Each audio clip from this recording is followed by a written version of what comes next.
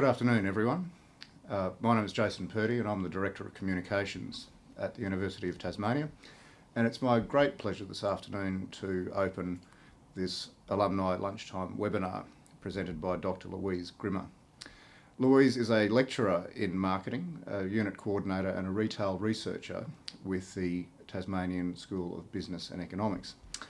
As Director of Communications, my role takes in media, and I'd have to say that Louise is emerging as a national authority in her discipline area. We're taking a great deal of inquiry about her expertise, and particularly around some of the disruptive forces that are facing the small business and retail sector today.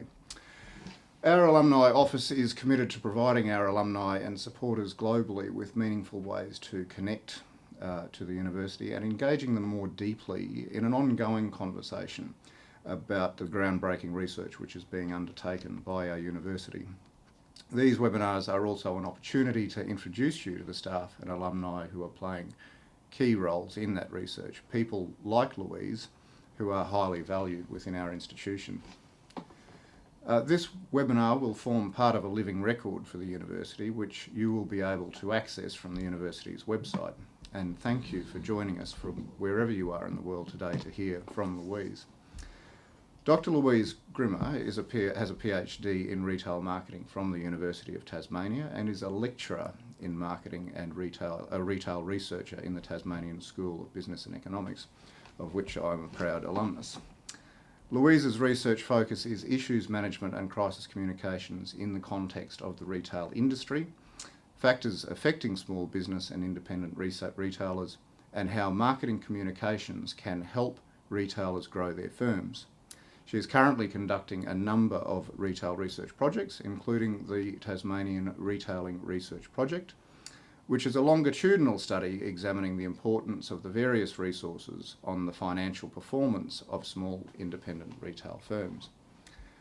Louise is also leading the Just Like the Locals Airbnb retail project, which examines the impact of Airbnb host recommendations to guests in helping drive tourist visitation to local shops and restaurants.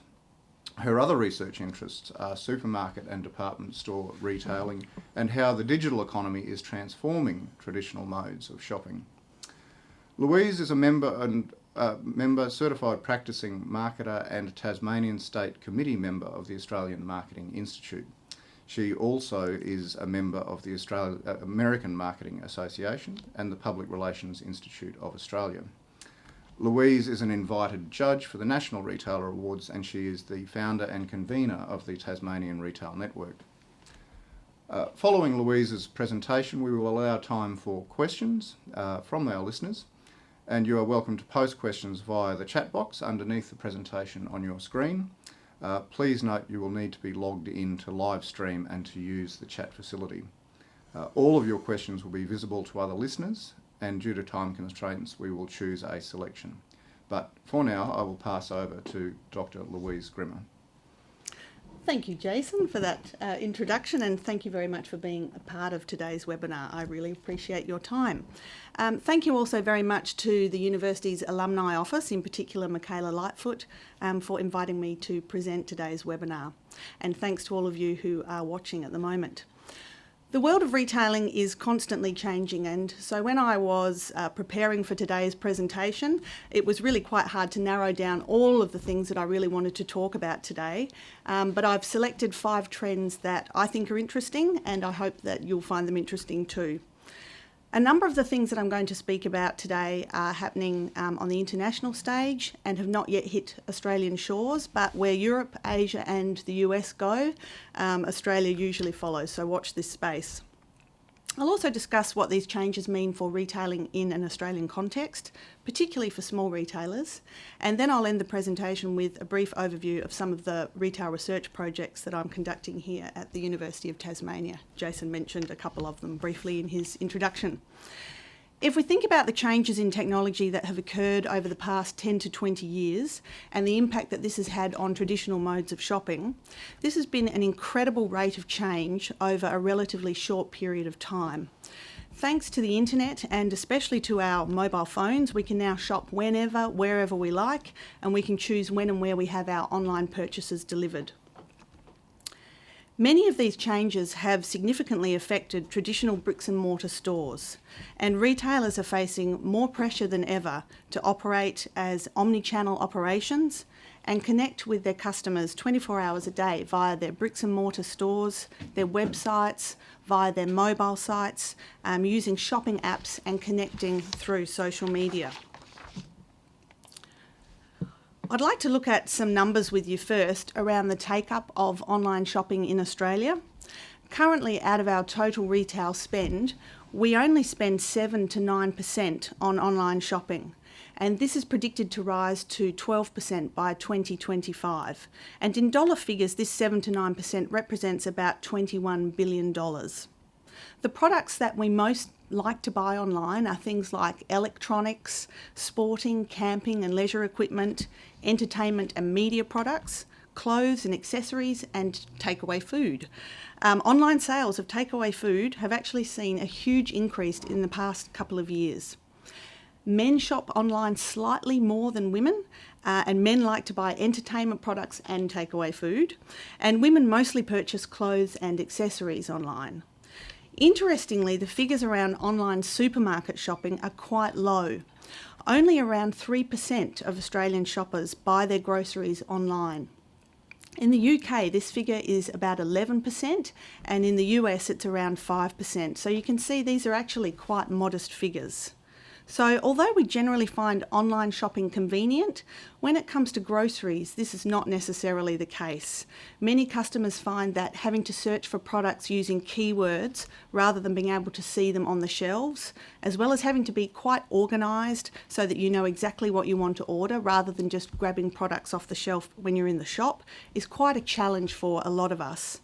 And so presently, we don't see the appetite for online grocery shopping that was originally predicted.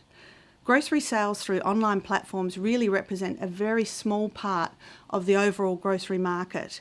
But it should be noted that this is actually one of the fastest growing segments in online retailing. So the numbers will likely increase in the coming years.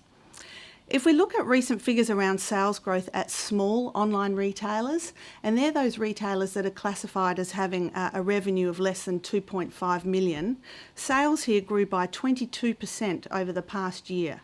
And they now make up around 37% of all online retail sales. This is quite a significant figure for small online retailers.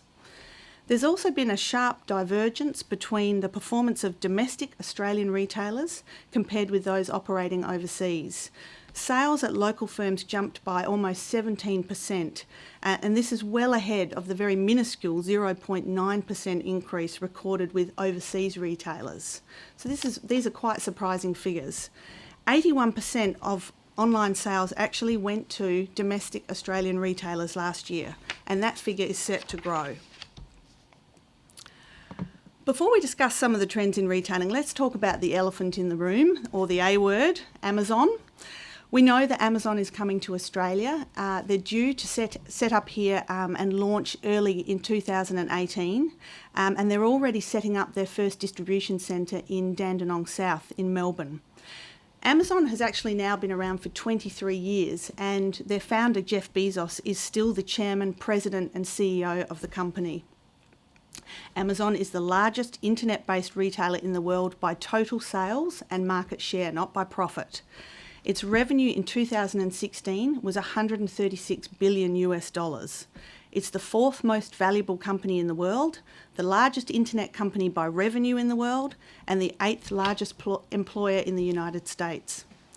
This year, you might have seen in the media that Amazon acquired Whole Foods Market. This is a chain of upscale organic grocery stores in the US, and they paid $13.4 billion for this acquisition. The acquisition serves really to increase Amazon's presence as a physical retailer, and a number of analysts interpreted this move as a direct attempt by Amazon to take on Walmart in the physical store space. The middle picture on the slide that you're looking at shows the sheer scale of just one of their distribution centres. This is an American distribution centre, and they have 214 of these centres across the United States, and of course many, many distribution centres in other countries around the world. Each of these centres are around 1 million square feet, and you can see in the left-hand photo part of the interior of one of these huge centres. Amazon sell over 1 million products, and much of the work in these centres is automated using advanced technology, robotics, QR codes. You can see a QR code in the picture on the right-hand side on the floor. And they do use some humans to fill customer orders. But more and more, though, Amazon is really using advanced technology and robotics in place of blue-collar workers.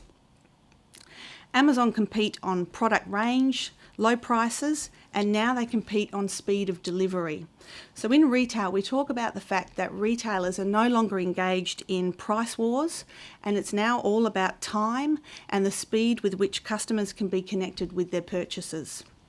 In this space, Amazon is really leading the way with some of their offerings.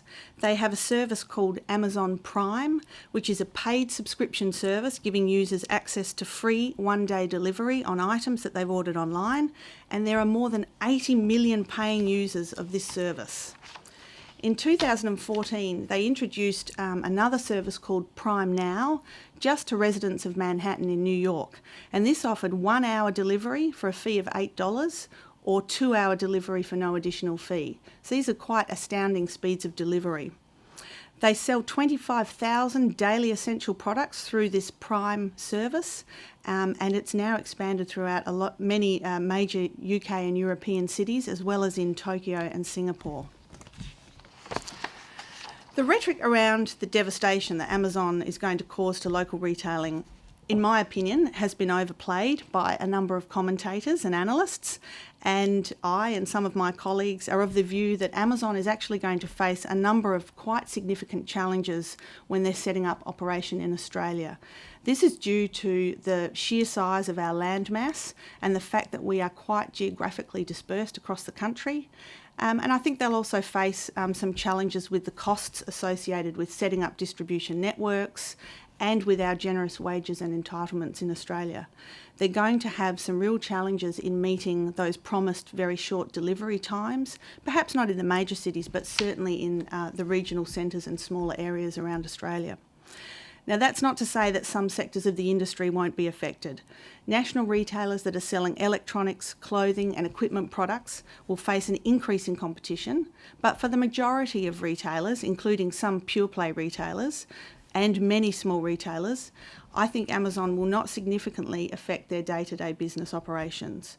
But it will obviously be important for retailers of all sizes and all types to recognise that Amazon will bring competition in a general sense to the Australian industry and be prepared by stepping up in terms of their product offering, their levels of customer service, their online presence, and looking at ways to make shopping as easy and enjoyable as possible for their customers, with the main objective being to create and nurture loyal customers. Now, if we have a look at this first trend, and I've called it being mobile. So the first trend that's really shaping how we shop is the incredible growth in the use of mobile phone technology and the impact that our addiction to our mobile devices is having on retailing and the way that we like to shop. In Australia, smartphone ownership sits at around 84%, and over 95% of Australians browse the internet on their smartphones, and it's predicted that over half of all online sales will occur on a mobile this year, in preference to buying on tablets, PCs or laptops. Biometrics and mobile payments are quickly gaining traction with mobile consumers. Mobiles are being used in-store mainly to check prices, to look at information and reviews about products, and then to a lesser extent to call a friend or a family member while customers are in store. 1 in 3 Australians has a fingerprint scanner on their smartphone, and almost 70% regularly use this capability. This is a really significant and sudden uptake, and one that has implications across all aspects of the mobile consumer experience. Mobile consumers have shown that they are increasingly hyper-connected, and they require devices, applications and networks to keep up with their expanding expectations. A recent report by the Columbia Business School broke down the 5 different types of mobile shoppers. The greatest number at 31.7% were called experience seekers, and they're shoppers that value the best experience, not just the price. The second group were traditionalists at 30%, and they prefer the in-store shopping experience. The next group, price sensitives at 19%, they don't plan, but they're very interested in deals. Then we have the exploiters. They are premeditated around the lowest price, and the savvies. They're calculating, but they can be persuaded. So it's very important that retailers really recognise that there are different types of mobile shoppers that are coming into their stores or shopping on their websites. Let's have a look at mobile apps. Research shows that more and more Australians are using mobile apps for online shopping, and this appetite is actually in stark contrast with the number of retailers that are actually developing and offering this type of technology. What we're seeing here is that many retailers either don't utilise the technology at all, or they rush to launch their apps into the market but fail to develop a platform that really meets their customers' needs, ultimately creating a negative experience for their customers. One of the most successful retail apps is from the online retailer The Iconic, and some of the top shopping apps are offered by platforms eBay, Amazon and Wish.com. Recently, 2/3 of mobile shoppers surveyed said that they find it more enjoyable to shop using an app than by buying via a mobile website, and 85% of them typically make a purchase via an app at least once a month. So it's therefore really important for retailers to look at two things in this space. One, they need to configure their online platforms for mobile use, which in Australia is really not happening at the rate that it should be. And two, they need to consider developing and implementing an app if at all possible. In Australia, many retailers are not catering to what shoppers are looking for around mobile app shopping. And we witnessed a similar lagged effect early on in the development of online shopping in Australia, with some of the large retailers, particularly the department stores, not developing this technology fast enough and missing the boat with website development and the offering of internet sales for their customers. And so their customers simply found other places to shop online, and many of them never returned. Slide number 2, it's all about convenience. This trend is really looking at some of the innovations in retail formats that are making shopping incredibly convenient for customers. Retailers are using technology in really interesting ways to adapt the experience of shopping, still using mobile phones, but bringing retail formats to where customers are located. So if you have a look at the first picture on the left, this is Amazon's concept store, which is called Amazon Go. It was launched in Seattle in 2016, and it's yet to be fully rolled out because they're still tweaking some of the technology, but it's a really interesting concept. So the way it works is that customers will need a smartphone, an Amazon account, and then they download the free Amazon Go app onto their phone. They enter the store and they shop as they normally would, and then they leave the store with no checkout required. So Amazon uses what they're calling just walk out technology, and this automatically detects when a product is taken from or even returned to the shelf. So if you picked up a product and put it in your bag and then you decided you didn't want to buy it, just put it back on the shelf and you won't be billed for it. It keeps track of all the products in a virtual cart, and then once customers leave the store, their Amazon account is charged and they're sent a receipt for shopping. So there's no line up at the checkout, there's actually no checkout. The technology is similar to that that's used in self-driving cars, but it's only in the beta testing stage at the moment, and it's being tested using Amazon employees in Seattle. But I would expect that it's going to roll out, as soon as possible. The middle picture on the slide is a virtual store that's been set up by the UK supermarket retailer Tesco, and this is located in a train station in Seoul, and you can see there's a man actually boarding a train in the middle of that picture. So this virtual kiosk is actually right down where the trains are entering and leaving. It's not up in the concourse where people usually stand around and buy their tickets. Tesco set up this Home Plus virtual store a few years ago as a concept, but it's now taken off. Customers scan the QR codes for the products that they want to buy, they select when to have them delivered, and then they pay for them with their smartphone. And this type of format is being used more and more in areas where there are lots of busy commuters. Tesco again in the UK set up virtual kiosks at some airports, and these are aimed at busy travellers. So again, the customers select the virtual products, pay for them with their smartphones, and then they nominate a delivery date.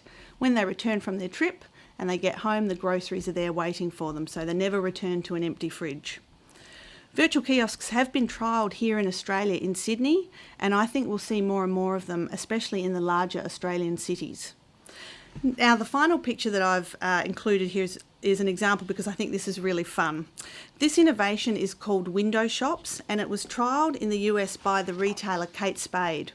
And the format is taking off, and it's being used by a number of retailers, especially in the UK and the US. So at the time, Kate Spade were launching a brand extension which was called Kate Spade Saturday, and they used a really creative way to promote the brand and connect with their target customers who were younger and a bit more tech savvy than the usual Kate Spade customer. In 5 sites across Manhattan, they set up digital store windows with a selection of 30 products and a touchscreen, and you can see the touchscreen on the right-hand side of that picture. Customers could select from the items in the window, nominate when to have them delivered with free 1-hour delivery, 24 hours a day, and then when the items were delivered by a special Kate Spade courier, they would pay for the items using PayPal. The courier would even wait while the customer tried on the clothes and then only take a payment if they decided to keep the products. I think this is a really inventive use of store windows, which out of hours are actually a total waste of retail space. And this technology is being developed and trialled by a number of the big retailers, including Adidas and the online retailer Net-a-Porter. It also allows customers to shop out of hours as they're walking past shop windows, and it can help capture a whole new market for the retailer that's adopted this technology. If we look at trend number 3, and I've called this serious tech. This trend looks at the use of augmented reality and virtual reality and how retailers are applying this technology. The picture on the left is a little device that uses the iBeacon network, and the one that I've pictured there is by a company called Estimote. And so using this iBeacon network, a retailer can understand exactly where a customer is when they're inside the bricks and mortar store. And it allows retailers to send their customers highly contextual, hyperlocal, meaningful messages and advertisements directly to their smartphone. So how it works is a customer walks into the store carrying their smartphone. They have an app that's been installed on their smartphone that listens out for the iBeacons that can be placed in lots of different locations around the store. And depending on the size of the store, you might have just a few, but if you're in a large department store, you might have a lot of these devices. And when the app hears the iBeacon, this triggers an action. And this could be something as simple as a message that says, "Welcome to Target, check out our Christmas products in aisle 3. Or it can give targeted advertisements, special offers, and helpful reminders for shoppers. It's being used more and more for mobile payments, for shopper analytics, and it's also being used in airports, concert venues, and theme parks to help people move around these large areas by providing directions and other information. If we look at the middle picture and the right-hand picture, these are 2 really good examples of the use of augmented reality in retailing. So augmented reality is an interaction with reality. It's an overlay of the virtual onto the physical world with the intent of creating some really interesting interactions between the two. It's being used in retail in 3 main ways. The first is it's enabling customers to see what a product might look like on them. So you can see in the middle picture, the shopper is trying on a coat without having to use a change room, without having to remove their clothes.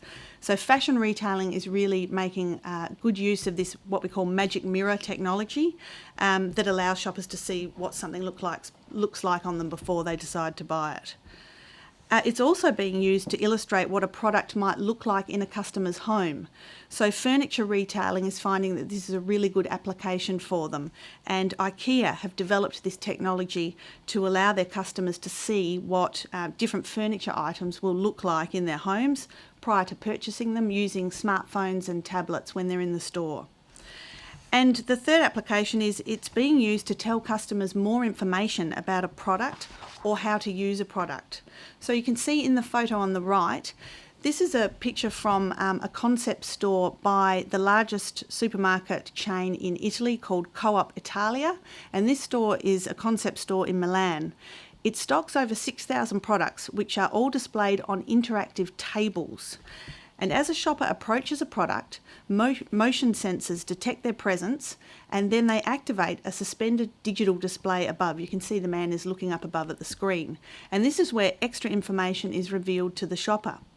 The product information displays are really a good use of what we're calling seamless augmented reality, because it means that shoppers don't need to use a separate device or take any additional action in order to access the information.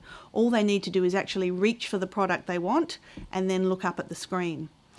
The information that's displayed to consumers about each product includes things like the nutritional properties, its origin, the presence of any allergens, how to dispose of the product, and any other related products and promotions that the algorithm thinks that the customer might be interested in.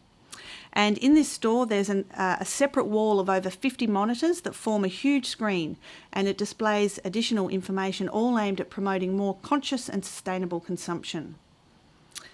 A number of online-only, or what we call pure-play retailers, also offer augmented reality capability. This allows shoppers to, for example, try on clothes at home, but hybrid combination of physically shopping in a bricks and mortar store with the digital aspect is really what many experts see as the solution to revitalising physical shopping. In contrast with augmented reality, virtual reality is designed to be a fully immersive experience with the goal to minimise other input. So the visor, and you'd be familiar with some of the technology, people wear a big visor over their faces. This is used to eliminate outside visual input, and they often wear headphones as well in order to control any outside auditory input. In this space, we're seeing that virtual reality is being a really useful tool for retailers in helping them make decisions around visualising store layouts or redesigning their stores. It's being used in customer trials where retailers can get feedback from their customers about the layout and design, and this saves money because it means that retailers don't actually have to build a physical prototype first in order to get this feedback from customers about what works and what doesn't. It's also being used by high-end fashion retailers where customers can come in store and immerse themselves perhaps by sitting in the front row of a fashion show. And Harrods in London is even using this technology to sell high-end real estate to its customers while they're in store. The next trend is the need for speed. So this trend looks at the way that retailers are connecting their online shoppers with their purchases. As I've mentioned previously, retailers are really no longer engaged in price wars. It's now all about speed and time. So we're seeing the rise of a number of initiatives that reduce the time it takes for customers to receive their online purchases. The first initiative is the growth of click and collect, which is also known as bricks and clicks. And this is where customers make their purchases online and then they come in store to collect their shopping, or they might go to an external locker to collect their shopping. Recent research has shown that when customers come into the store to collect their online purchases, around 50% of them will actually make an additional purchase while they're there. So this provides another really important touch point for retailers to connect with their customers.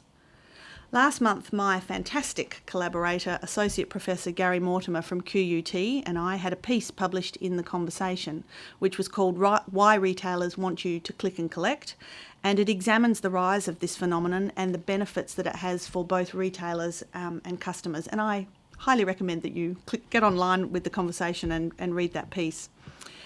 In particular for bricks and mortar retailers, this can help differentiate them from pure play competitors. For example, in the US, Walmart offered discounts on products that are ordered online and then collected in store. And in Australia, Supercheap Auto now offer a 90-minute collection window from the time the order is placed online, and they're trying to reduce this time down to 60 minutes, which is really quite a significant development. There is increasing use of lockers, and you can see in the middle picture a man standing outside some of these lockers, which are usually located in busy transport hubs such as train and bus stations. And this is where customers purchase online and then collect their shopping from a locker which is external to the store, perhaps in a store car park or in another convenient location, usually aimed at busy commuters. Locker collection is used extensively in the UK and the US, where there are even drive-through locker collection points, and it's being increasingly adopted in Australia. Now, if you have a look at the photo on the right of the screen, this is part of a trial that's been conducted in Sweden by Volvo, looking at in-car delivery. So Volvo has designed technology that offers the world's first in-car delivery service. They've teamed up with the Swedish grocery retailer to have toys, gifts, food and drinks delivered straight to Volvo cars. So how this works is the customer orders the goods online, and then the car is located using tracking software, and the service uses a one-time or disposable digital remote key to open the vehicle and deliver the shopping. The customer is then sent an SMS or an email to alert them that the shopping has been delivered to their car. We've seen recently in Sydney, Coles have been conducting a trial with Uber, where Uber drivers will make short deliveries for those items that were accidentally missed or damaged in the original order. And we're also seeing Woolworths are partnering with Australia Post to install more than 500 parcel lockers for their click and collect service, which will provide 24-hour a day, 7-day-a-week delivery options for their online customers. And in the UK and the US, Amazon and some others have been trialling drone delivery for certain products over short distances. I think this technology still has a little way to go, especially in Australia, in terms of being an effective application for retail delivery. There are obviously a number of logistical and legislative barriers to overcome, but nonetheless, the technology is certainly on the radar for some retailers. The very first drone delivery in a retail context was made in 2011. It occurred at around 11 p.m. at night in New Zealand, where Domino's delivered one of their pizzas to a customer in New Zealand. And the final trend is all about physical retail. I've kept this trend till last because I guess it's somewhat ironic given the advances in technology that I've been discussing. Despite the popularity of online shopping, and in the US, PricewaterhouseCoopers expects a 25% increase in digital sales and mobile shopping over the coming year, physical retail remains the king or queen of retail. Almost 90% of retail sales in the US are represented by physical stores, and the numbers are similar here in Australia. The success of click and collect that I discussed earlier has provided a real competitive edge for many physical stores, and in response, we're now seeing a number of large online retailers actually opening up bricks and mortar formats. So we're seeing Alibaba in China, Amazon, some big online American firms such as The Runway, Boston Proper, Athleta, the eyewear retailer Warby Parker, and the menswear retailer Bonobos. Some of these pure play retailers, including eBay, have also used pop-up formats, which I'll talk about shortly. In terms of attracting customers to physical stores, it's now all about the experience that retailers can offer. So we talk about experiential retail. Given that customers can basically purchase any item they want at any time, anywhere, traditional in-store shopping is really being given a makeover by savvy retailers who recognise that millennials in particular are all about the experience that they can then share on social media. So we're seeing more retailers offering experiences for their customers, things like classes or workshops related to their business or to their products, interactive activities, places for customers to meet and socialise. Think of florists offering wreath-making classes around Christmas, or gift and craft stores offering group lessons in knitting, crochet and other crafts, or sportswear stores offering yoga classes before the shop opens in the morning. The Nike flagship store in Manhattan in New York has been operating in this space for a long time. Two other great examples that I want to mention briefly are Cabela's in the US and Super Cheap Auto here in Australia. Cabela's is a chain of stores that cater to outdoor enthusiasts, and they have 82 stores throughout the US and Canada.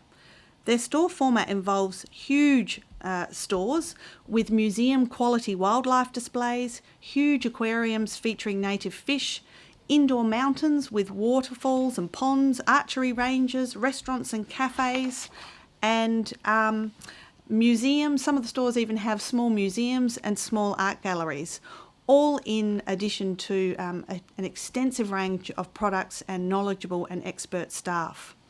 The stores have actually become tourist attractions in their own right, and the Kansas store recorded over 4 million visitors in 1 year, which is really quite incredible for a retail store. In Australia, Supercheap Auto, which has just been named as the National Retail Association's Specialty Retailer of the Year for 2017, and you can see in the picture on the left, is from Supercheap Auto. They've unveiled a new experience centre in Penrith, and this offers expert help spaces, an in-store workshop, floor-to-ceiling video walls with local content, indoor and outdoor lounge areas with huge LED screens, and they also offer a pit stop space in 6 locations throughout their store where people can relax, especially if you're the partner of a rather enthusiastic shopper. The centrepiece of the store, though, is the work area, and this has grandstand seating which allows customers to watch live demonstrations and vehicle work by mechanics. And it can also be viewed via 8 84-inch roof-mounted screens, and you can see some of the screens in the photo.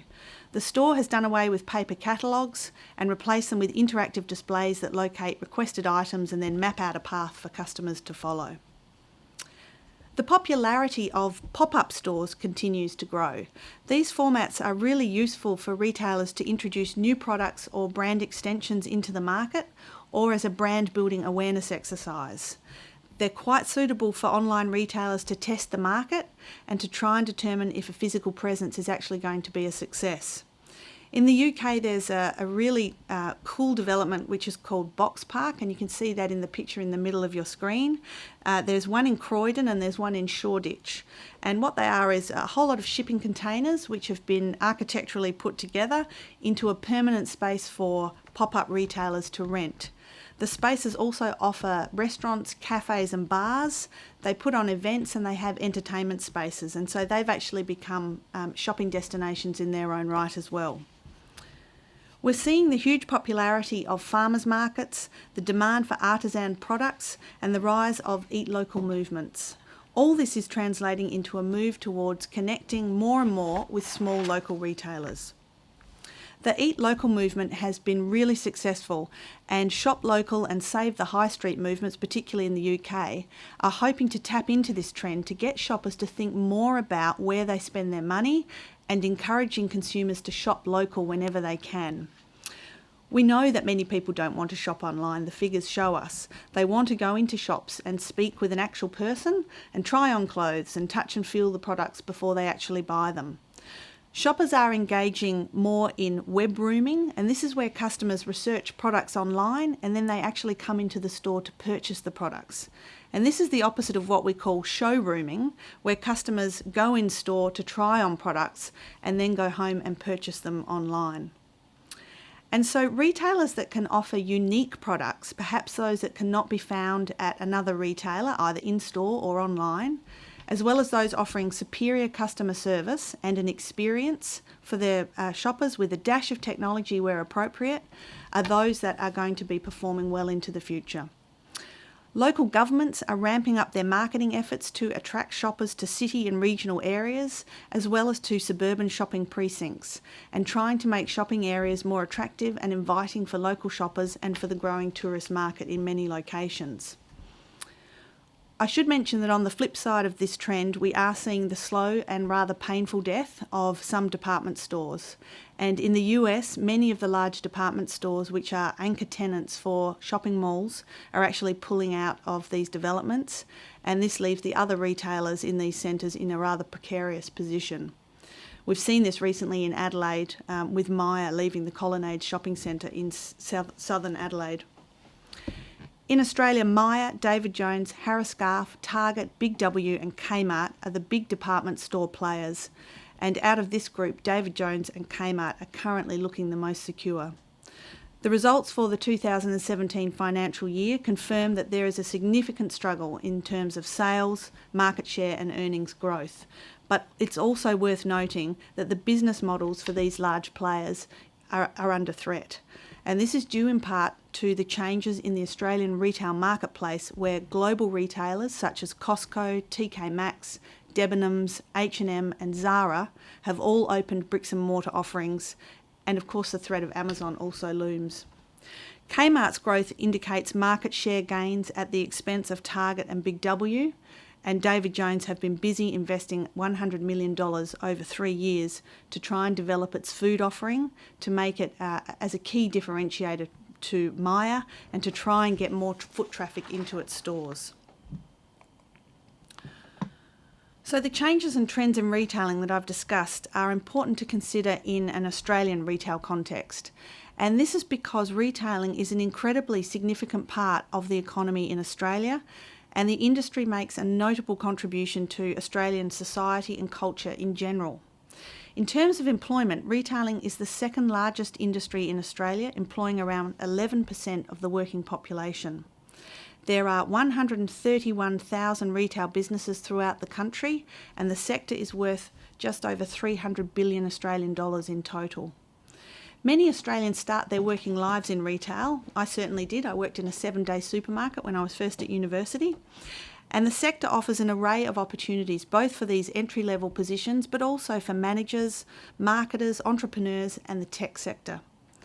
Some of the technology that I've discussed today will take a while to filter to Australian retailing, but it's important to note what's going on globally and to keep abreast of the changes in shopping patterns, the changes in consumer behaviour, and the offerings from global retailers. My research focus is on small and micro independent retailers. So a small retailer is one that's classified by the Australian Bureau of Statistics as employing 20 or fewer staff, and a micro retailer is one that employs 4 or fewer staff. In Australia, just under half of those 131,000 retailers are classified as micro. Small business in general makes a really significant contribution to the economic, cultural and social well-being of Australian communities, particularly in regional centres and remote areas. And the quote that I've put up on the screen is one that I really like. Given the changing nature of the retail sector, it's important for small retailers to ensure that they incorporate digital technology in some way in their offering, if at all possible.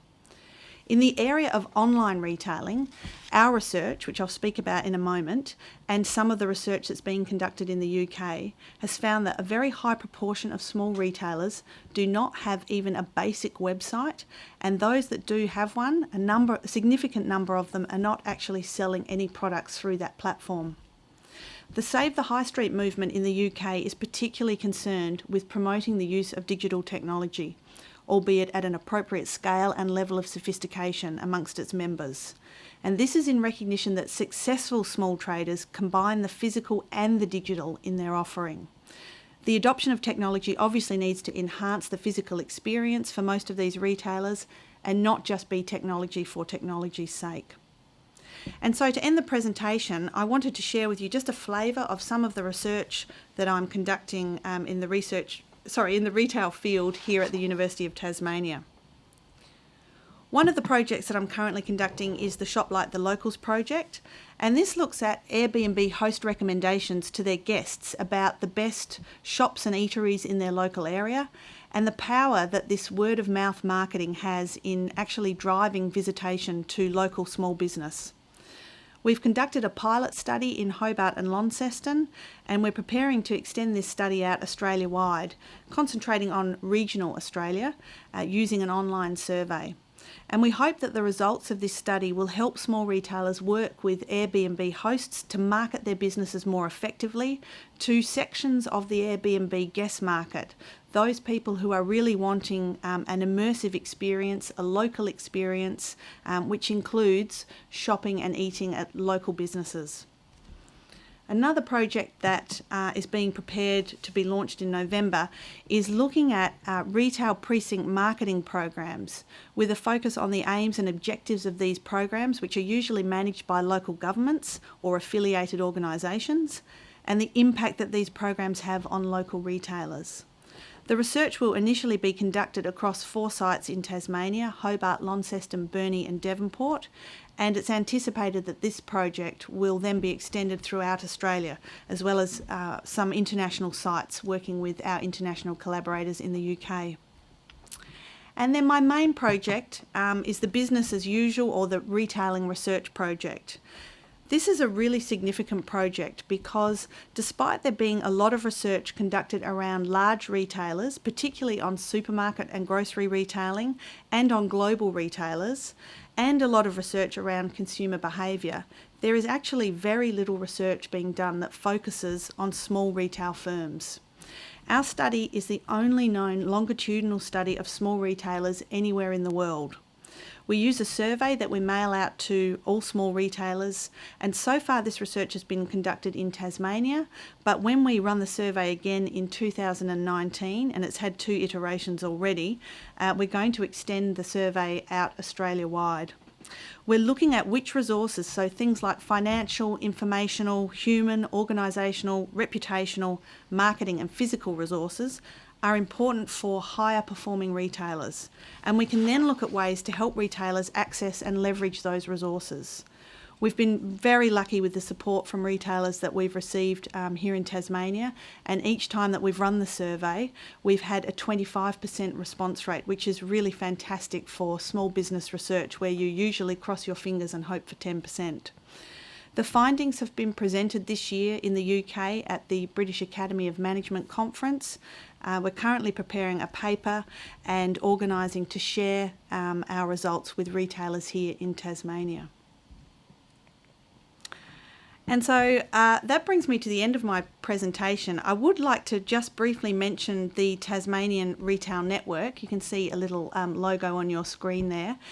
This is a group that I set up earlier this year, and it's a free group to join, and it's really aimed at anybody that has an interest in retailing. It's called Tasmanian Retail Network because we're based in Tasmania and it's through the University of Tasmania, but anybody is welcome to join, and really it's a forum for us to share research, ideas, to come together for networking and other social and learning activities. And if you'd like to join the network, please just send me an email. Please feel free to connect with me on Twitter or through LinkedIn. And I'd like to thank you very much for listening to today's presentation. And I'd like to thank the Alumni Office for their support in putting on this presentation, and to Jason Purdy, and also to Dave Otto, our wonderful cameraman. So thank you very much. Thank you, Louise, for what was a genuinely fascinating overview of some of the trends that are disrupting the retail sector at the moment. If you had time, I think there's some of what you discussed today is almost a thing of fantasy for some of us, especially I loved the Volvo example, for instance, of having things delivered to your car. I mean, at the end of the day, though, there still seems to be a thread around high-level customer service and customer centricity, isn't there? Yes, I think the main thing to remember is that the high number of people who still want to shop in stores. So yes, a lot of this technology that we've discussed, it's sexy, it's cool, it's interesting, but at the end of the day, the figures show that we've got a high proportion of small and independent retailers, and that around 90% of people still conduct their shopping in store. So I think the really important things for small and independent retailers in particular are to have those really high levels of customer service, and to try and really draw people into their stores through offering an experience, for example, making the shopping experience as pleasant and as fun as possible. And I think the other thing too is to try and look at having a range of products which are unique. So especially here in Tasmania, we've got some fantastic stores that are really stocking locally produced products, and these are products that other online retailers or other stores can't compete in that space. So I think that's really important. Yes, the technology is fun, but I think in terms of the basic use of technology, it is important that small retailers do have a web presence, and our research has found that scarily a lot of small retailers are not operating in this space. They do need to have some sort of online offering.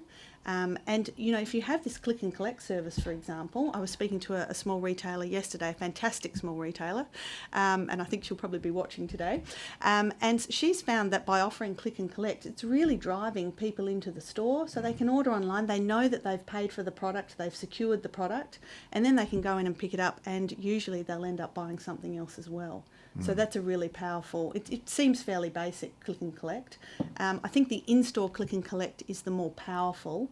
The lockers are, really aimed at busy commuters, and we see that more in large cities. I'm not aware of any lockers that we have here in Tasmania, for example, but they'll probably come. But yeah, I think trying to get people to shop in stores, it's what people want, but they want a mix. You know, I buy some things online. I'm sure you probably do too. But I really enjoy going into stores and talking to people and looking at the products and touching and feeling them and having that human interaction. Yeah.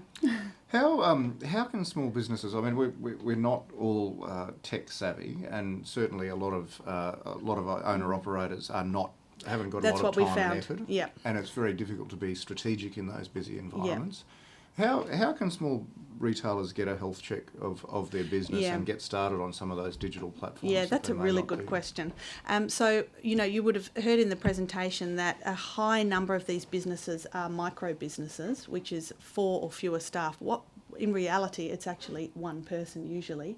And, you know, you can't be all things. You can't be the accountant, the lawyer, the tech person for a retailer. So it is difficult for a lot of retailers, and that's why a lot of them haven't really adopted even very basic technology. There are problems around skills and there are problems around time.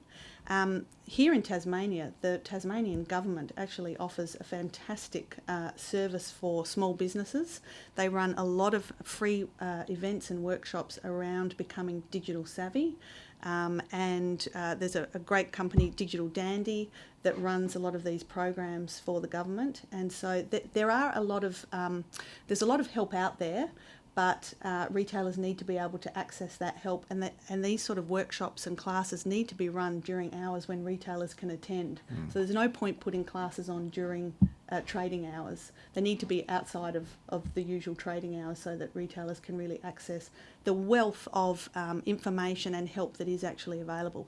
And I'm sure there are many similar programs around the rest of Australia as well. But it's a matter of finding the time and really, I guess, recognising that those retailers who don't have this technology, they really are going to get left behind.